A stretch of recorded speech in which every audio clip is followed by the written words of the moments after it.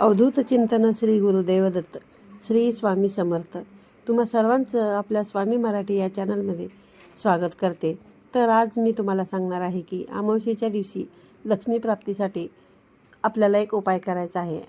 आणि अमावस्या ही अशुभ नसून लक्ष्मी प्राप्तीसाठी खूपच शुभ असते. अमावस्येच्या दिवशी छोटेसे उपायसुद्धा आपण अमावस्येला करू शकतो. तुम्हाला माहीतच आहे की अमावस्यालाच आपण दिवाळीमध्ये लक्ष्मीपूजन करत असतो. लक्ष्मी प्राप्तीसाठी अमावस्याला बरेचसे उपाय केले जातात. अमावस्येच्या दिवशी आपण केलेले उपाय हे जास्तीत जास्त फलदायक आणि शीघ्र फळ देणारे असतात.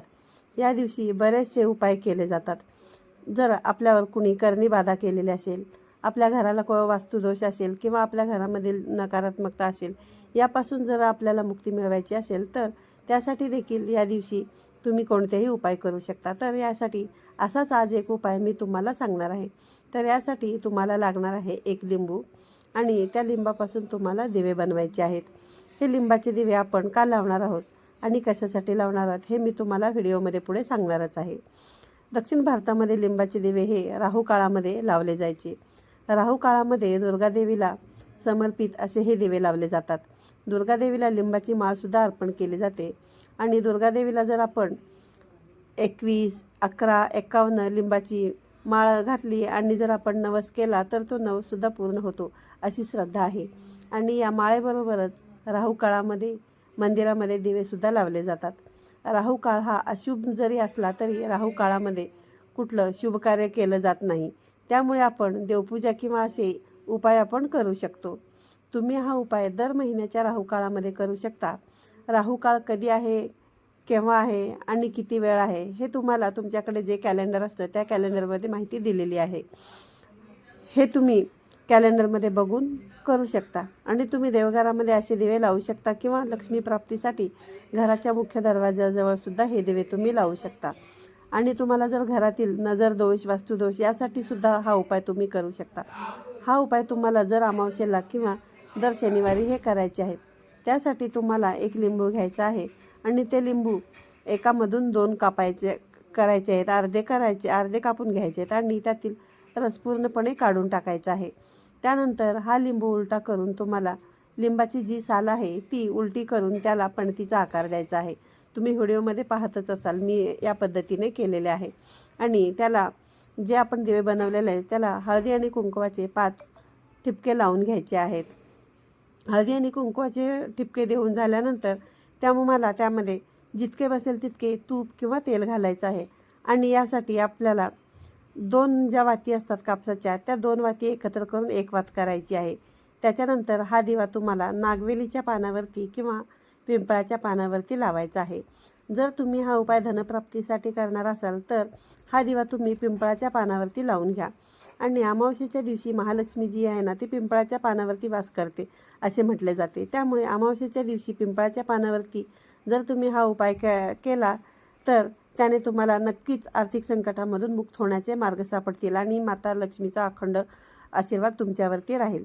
हा उपाय करताना तुम्हाला 2 पिंपळाची पाने किंवा 2 विड्याची पाने स्वच्छ धुवून घ्यायची आहेत. आणि त्याच्यावरती तुम्हाला अखंड न तुटलेले मोडके तुडके तांदूळ तुम्हाला घ्यायचे नाहीत, ते घ्यायचे आहेत. अखंड तांदूळच तुम्हाला याच्यासाठी वापरायचे आहेत. आणि जे आपण तांदूळ घेतलेला आहे ते जे मी या ठिकाणी मी विड्याचं पान घेतलेलं आहे आणि त्या विड्याच्या पानावरती मी तांदूळ घेतलेला आहे. आणि त्या तांदळावरती हळद कुंकू आणि वाहिलेले आहे. आणि त्याच्यावरती हे मी जे आपण लिंबाच्या पणत्या बनवलेल्या आहेत ते मी त्याच्यावरती ठेवून घेतलेले आहेत.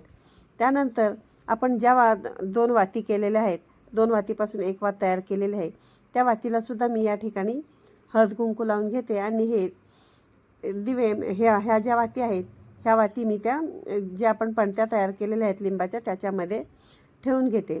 आणि हे दिवे तुम्हाला घराच्या बाहेर, तुम्ही जर फ्लॅट सिस्टममध्ये वगैरे राहत असाल तर बाहेरच्या बाजूला तुम्हाला जर दिवे लावायला जागा नसेल तर तुम्ही हे दिवे दरवाजाच्या आतल्या बाजूला सुद्धा ठेवू शकता. पण जी दिव्याची वात आहे प्रज्वलित केलेली ती बाहेरच्या बाजूला झाली पाहिजे याची काळजी घेऊनच तुम्हाला ते दिवे लावायचे आहेत. पण ज्यावेळी तुम्हाला तो आपल्या घराचा मुख्य दरवाजा जो आहे तो दरवाजा पूर्णपणे उघडाच ठेवायचा आहे. जोपर्यंत हे दिवे तुमचे प्रज्वलित आहेत, चालू आहेत, तोपर्यंत तुम्हाला दरवाजा उघडाच ठेवायचा आहे. ज्यावेळेस आपण हे लिंबाचे दिवे असे लावतो त्यावेळेस आपल्या घरातील संपूर्ण नजरदोष, वास्तुदोष असो किंवा नजरबाधा असो किंवा जर कुणी करणी बाधा वगैरे केलेली असेल तर ह्याचे सर्व दोष निघून जातात आणि लक्ष्मी प्राप्ती होण्यासाठी याचा आपल्याला नक्कीच फायदा होतो. तुम्हाला माहीतच आहे की लिंबाचा वापर लोक उतारा वगैरे करण्यासाठी करतात. त्यामुळे लिंबामध्ये नकारात्मकता दूर करण्याची सुद्धा ताकद आहे. आणि तुम्हाला माहीतच आहे की काही लोक तांत्रिक गोष्टी करण्यासाठी सुद्धा लिंबाचा वापर करतात. एखादा माणूस जर आजारी असेल, तो खूप दिवसापासून आजारी असेल, तर तो माणूस बरा होण्यासाठी सुद्धा लिंबाचा वापर केला जातो. अशा बऱ्याचशा गोष्टीसाठी लिंबाचा वापर केला जातो. आणि हा जर उपाय तुम्ही लक्ष्मी प्राप्तीसाठी करणार असाल तर त्याच्यासाठी तुम्हाला याच्यामध्ये तुपाचाच दिवा लावून घ्यायचा आहे. आणि जर घराच्या सुख समृद्धीसाठी आणि भरभरासाठी करणार असाल तर याच्यामध्ये तुम्हाला तिळाचे तेल घालायचे आहे. आणि जर मोहरीचे तेल घालून जर तुम्ही हे दिवे लावणार असाल तर याने आपल्या घरामधील जे नजरबाधा आहे, नजरदोष लागलेले आहेत, वास्तुदोष आहेत, ते दूर होण्यास मदत होईल. त्यामुळे तुम्ही उपाय कोणत्या कारणासाठी करत आहात त्यानुसार तुम्ही तूप घालायचे, मोहरी घालायची की तिळाचे तेल घालायचे हे तुम्ही ठरवून ते घालू शकता.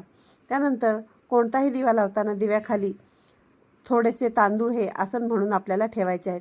त्यामुळे दिवा जो जमिनीवर पेटवत नाहीत हे तुम्हाला माहीतच आहे. त्यामुळे आपल्याला दिवा जमिनीवर ठेवण्याचा दोषसुद्धा लागणार नाही. त्यामुळे असे उपाय वगैरे जेव्हा आपण करतो ना, तेव्हा हे उपाय तुम्हाला पूर्ण श्रद्धेने आणि भक्तिभावाने केला तरच त्याचा फायदा होतो. नाहीतर कसं मला याने सांगितलं त्याने सांगितलं म्हणून जर तुम्ही करणार असाल तर याचा फायदा आपल्याला होत नाही. त्यामुळे अमावस्येच्या दिवशी तुम्ही हे असे प्रकारचे उपाय करू शकता. किंवा जर तुम्हाला या अमावस्येला जमलं नाही तर हे उपाय तुम्ही दर शनिवारीसुद्धा करू शकता. संध्याकाळच्या वेळेस जेव्हा दिवे लागण्याची वेळ होते आणि लक्ष्मी वेळ येण्याची वेळ असते तेव्हा 6:30 ते 7च्या दरम्यान किंवा संध्याकाळी 8 वाजेपर्यंतसुद्धा तुम्ही हे दिवे लावू शकता. आणि हे दिवे तुम्हाला आपल्या देवघरातच लावून मग बाहेर घेऊन जायचे आहेत. हे दिवे बाहेर लावायचे नाहीत. आणि दिवे लावताना सुद्धा तुम्हाला हळद, कुंकू, अक्षता, फूल व्हायचे आहे. तुम्ही इथे व्हिडिओमध्ये पाहिलेले असेलच. त्याच्यानंतरच मग हे दिवे तुम्हाला दरवाजाच्या बाहेर नेऊन ठेवायचे आहेत.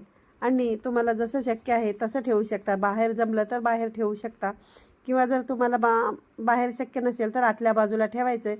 पण जर तुम्ही आत ठेवणार असाल तर तुमचा जो घराचा मुख्य दरवाजा आहे तो तुम्हाला जोपर्यंत दिवे चालू आहे तोपर्यंत मुख्य दरवाजा चालूच ठेवायचा आहे. आपला जो घराचा मुख्य दरवाजा असतो तिथूनच आपल्या घरामध्ये नकारात्मकता, वाईट दोष हे प्रवेश करत असतात.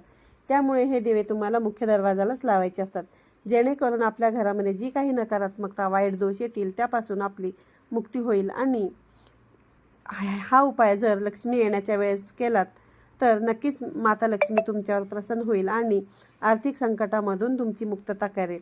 त्यामुळे आपल्या घरामध्ये आर्थिक स्थैर्य हे कायम टिकून राहावे, पैशांची कधीही आपल्याला कमतरता भासू नये असं हे प्रत्येकालाच वाटत असतं. त्यामुळे अशा प्रकारचे दिवे तुम्ही अमावस्येला लावू शकता.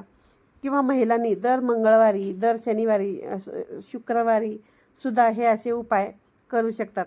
जर घरी करणं शक्य नसेल किंवा तुम्हाला जर मंदिरामध्ये जाऊन देवीच्या करायचं असेल तर तुम्ही हे दिवे दर मंगळवारी आणि शुक्रवारी मंदिरामध्ये जाऊन सुद्धा लावू शकता. त्यामुळे देवीचा आशीर्वाद आपल्याला प्राप्त होतो आणि घराच्या ह्या अखंड सुख आणि समृद्धीसाठी आपल्या घरामध्ये टिकून राहावे यासाठी असे उपाय तुम्ही नक्की करा. आणि आजच अमावस्या आहे.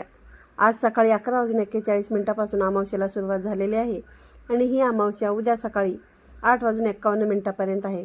त्यामुळे हा उपाय तुम्ही जर हा व्हिडिओ आज पाहिला तर आजही करू शकता 8 वाजेपर्यंत. जर तुम्ही हा व्हिडिओ उद्या पाहिला तर हा उपाय तुम्ही उद्यासुद्धा करू शकतात. त्यामुळे अमावस्येच्या दिवशी हा उपाय तुमचा होऊन जाईल. व्हिडिओमध्ये सांगितलेली अशी उपयुक्त अशी माहिती तुम्हाला आवडली असेल अशी मी आशा बाळगते. आणि तुम्ही जर चॅनलवरती नवीन असाल तर चॅनलला सबस्क्राईब करा, जेणेकरून यापुढे येणारे नवनवीन व्हिडिओ तुम्हाला बघायला मिळतील. तर पुन्हा भेटूया अशाच एका नवीन आणि माहितीपूर्ण व्हिडिओमध्ये. श्री स्वामी समर्थ.